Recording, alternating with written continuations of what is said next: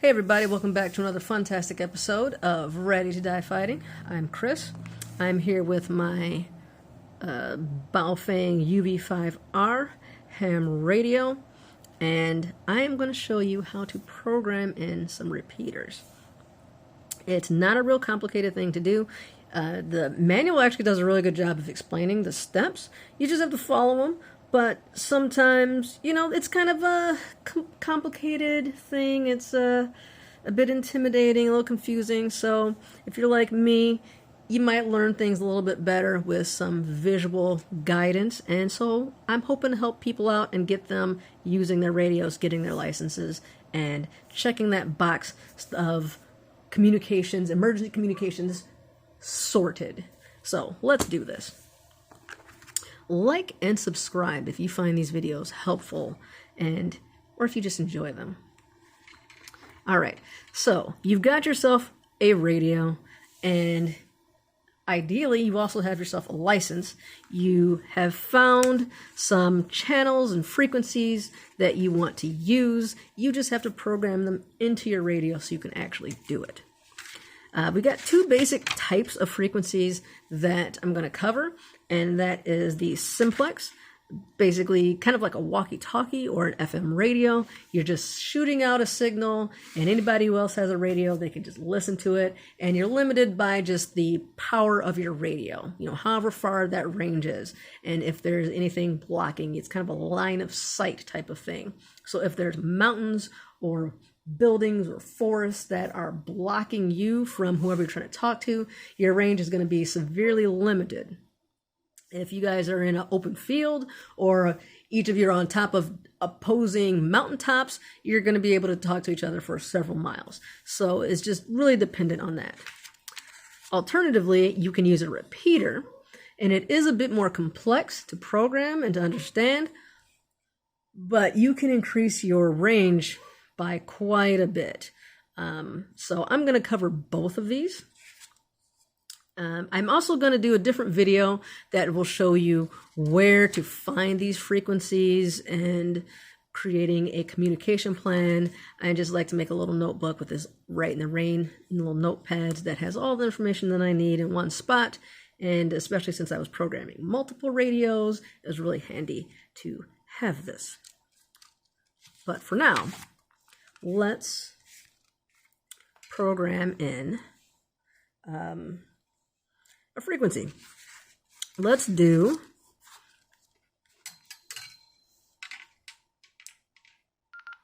was reported. Observations from the rest of Lower Michigan. So this is channel 3, 162.550. Channel 3, that is the National Weather Service for my area. So I can hear any emergency radio stuff that's going on. 41 at Lansing and 41 at Kalamazoo and Tri-Cities. So that's pretty nice. I'm just going to turn the volume down. The green light comes on when it's receiving signal. So that's really nice to know. When let's change to a different channel. It's not receiving anything here. There's nothing. So the light is off. The other thing you need to be aware of is that there are two modes here. Frequency mode. Frequency mode is where I can type in and kind of scroll through different frequencies at will. See how that's changing? It goes through all the, was it 5? What are the intervals here? Oh, I'm going down. Oh, man, I thought I was going up. So up by 2. Yeah, I guess it's up going by 2.5 perhaps. The other option is channel mode. And so now I can skip through the different channels to whatever I programmed here. So 5 is 154.262. Oh, it looks like I did that wrong. That says 154.280. 4 is 183.225. So yeah, I must have made a mistake there. So good to check this stuff out. 154.28. 6 is. Oh, I got that in twice. Okay, so you know what? Let's fix this. This is perfect. Then we can see how to delete a channel and reprogram. What a happy accident. So First thing we're going to do is the channel that I want to delete is 5, right? Is that the right one? 7, 6. 6 is 280. 5. Okay, so 5. So I'm on the channel that I want to be on. And there's this AB button. And see how that arrow goes up and down? You want to make sure the arrow is on the channel that you actually want to use. This lets you monitor and even talk on 2 different channels kind of at the same time. To me, that's really confusing and unnecessary. So I just keep it on the top one. So make sure you're in the right place. Next thing you want to do is hit that menu button. And that will take us into all the different menu options. There's 40. And you can scroll through. Sometimes it is obvious what these abbreviations are. So beep on, I'm guessing it makes the beep noise every time I push the button. The manual does a good job of explaining what these all are. Once you start using it quite a bit, you can kind of remember what things are. And I believe delete channel is 28. So I can just type in 28 to get to that. And here we have del ch. So I'm going to touch menu again. Delete channel. To get down into that option. And I'm deleting channel 5. It already populated that because I'm on channel 5. Very convenient. So now I hit menu. You got to move quickly or it will kick you out. So hit menu again. And menu again, delete channel, and confirm. Hit menu again to confirm that channel is now deleted. Let's go back, and so now it says 6. 6. If I move, 7. Whoops. 6. 4. And so it skipped that. See that number there, 4? It goes 4, 6. and then 6 because it's deleted 5. It's no longer there. Now to program that channel in, I'm going to hit this button. Frequency mode. That takes us out of channel mode now into frequency mode. So now I can type in whatever number I want. We're going to go to 5, 1. 5, 4, 2, 6, 5. Now I'm going to, there's a couple things I need to change here, and I will explain that to you on the next step. So just... Menu. Let's just follow along here. I think it's 20. So I'm just going to do this real quick, and I will explain it in a bit. Right. So I just wanted to get rid of that plus sign because I don't need an offset here. I'll come back to it, trust me. All right. So now I'm going to save this with a similar process. Menu. I'm going to hit menu, and I think it's 26. 27 is memory channel. So 28 was to delete, 27 is to store. Follow the same process. Hit the menu button again to get down into this number. And I want this to be 5. So 0, 0, 5. Menu again. Receiving memory. And it just says receiving memory. And so now that channel is saved. If I switch back over using this orange button into channel mode, there's now a 5 there with my channel that I saved. And so we move up to 6, and we've got 154, 280. Go back down, 5, 154, 265. Perfect. So really easy to do for these simple type channels. I got these from mostly radio reference. Like I said, we'll do another video on how to find these, but that's how you program them. Now, to make things more complicated, we're going to program in some repeaters. Now, the repeater is what you need to be able to get the long distances, and you need more information in order to make that happen. You need to know what channel you're going to program it to. You need to have the frequency for the repeater. You don't have to have the location, although I do find it helpful. But you also need an offset. And that's what I deleted from the other one because it was not a repeater. I didn't need it. It was kind of saving it from previous things that I had done. But the offset is that the repeater, it works kind of like a two-way street. It will receive information on one frequency, and then it pushes out frequency on a different frequency. So it's kind of doing this instead of doing both on the same frequency like these guys do. And so let's see, for this one, 443.100, the offset is +5. So we're adding 5 to this frequency. It's going to be receiving, my ham radio is going to be receiving signal from the repeater on 443.100. However, if I want to talk to that repeater, I'm going to transmit on this channel, this frequency +5, so it would be 448.100. That's what the offset is. You need whether it's a negative or a positive, so the direction, and you also need the value. It's typically +5 or -0.6 for these bands in the United States, but not always. As you can see here, there's a +0.6, which I double and triple checked that just because it was such an outlier, but it happens apparently. The next thing you need is the tone, and this is kind of like the secret handshake or the key so that you can, that unlocks that repeater to you. It will push out this super low frequency that humans can't even hear, but the repeater will hear it and it will know that you are trying to talk to it, and it'll say, hey, buddy, I hear you, and now you can use that repeater. So you have to get the correct frequency in order for it to recognize and accept your conversation, basically.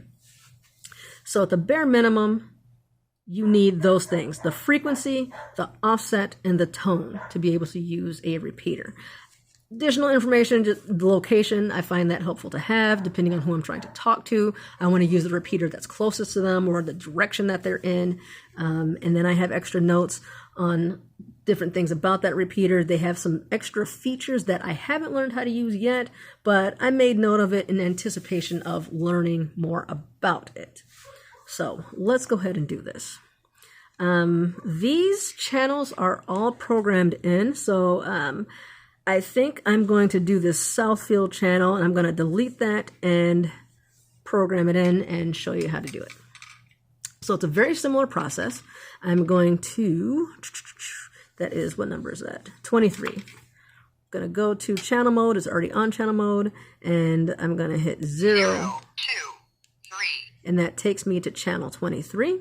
And you can see it's already programmed in there, 146.760. There's a plus and minus sign there. Oops, I'm just going to do that to turn it on. Plus and minus sign showing that it already has an offset in there, but I'm going to delete it. Menu. So menu, and then we can do 28. Delete channel. It's already got 23 Delete channel. there. So hit menu to confirm that is now deleted. Got to exit. So now 24 is the channel that's on. It deleted it. So now I'm going to hit that orange button to take me to the frequency mode, so I can type that in.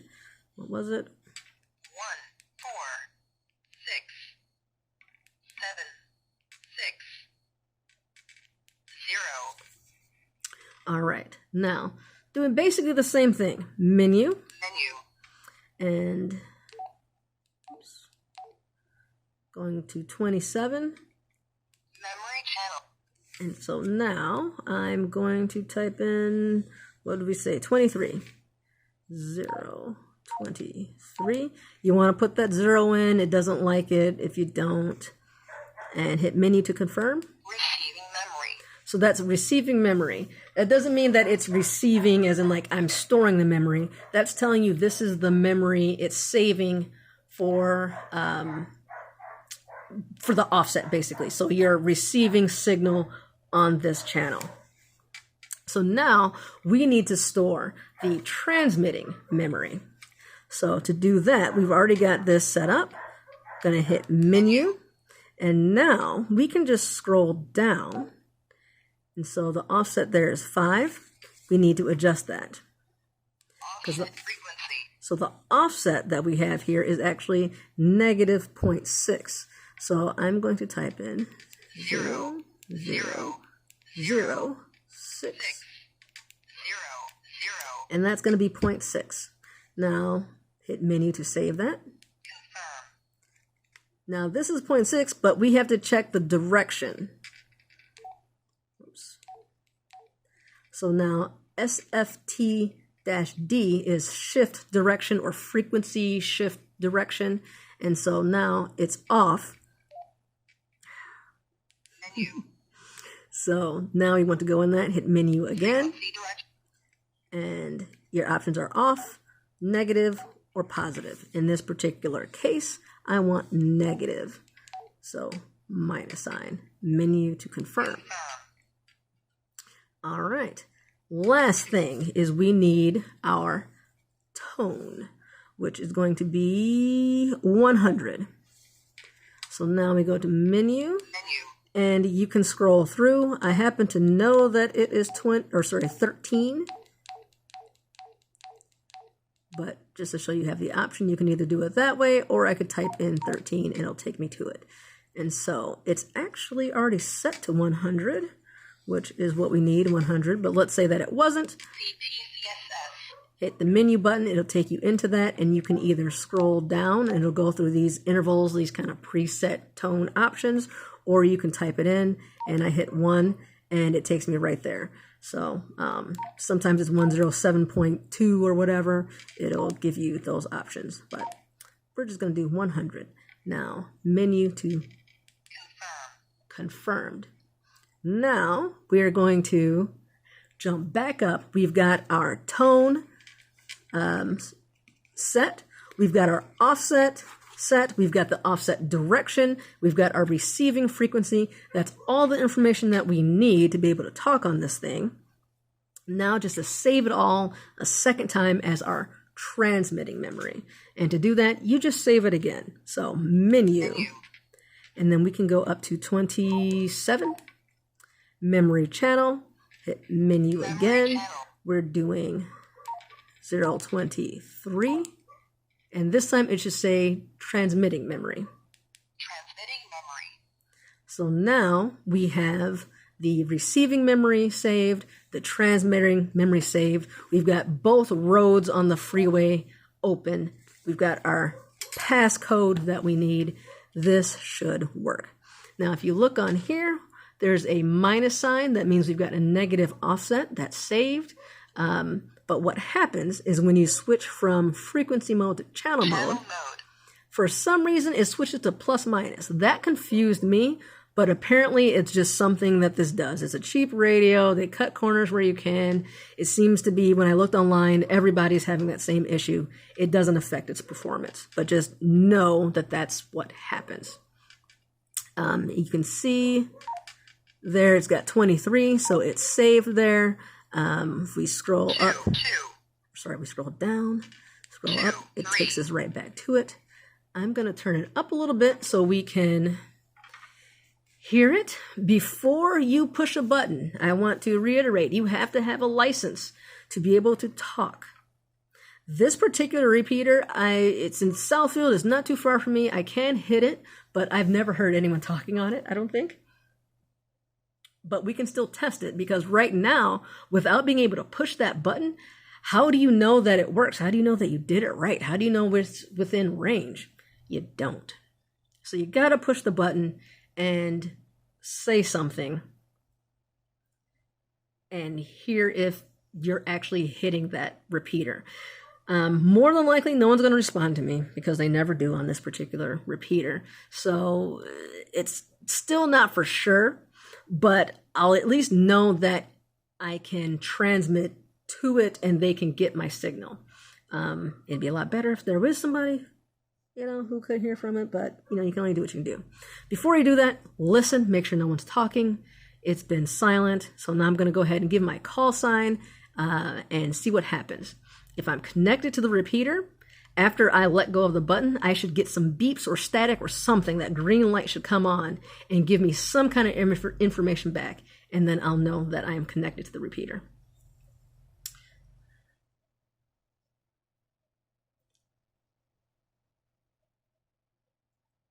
Kilo Echo 8, Kilo Tango Charlie, testing.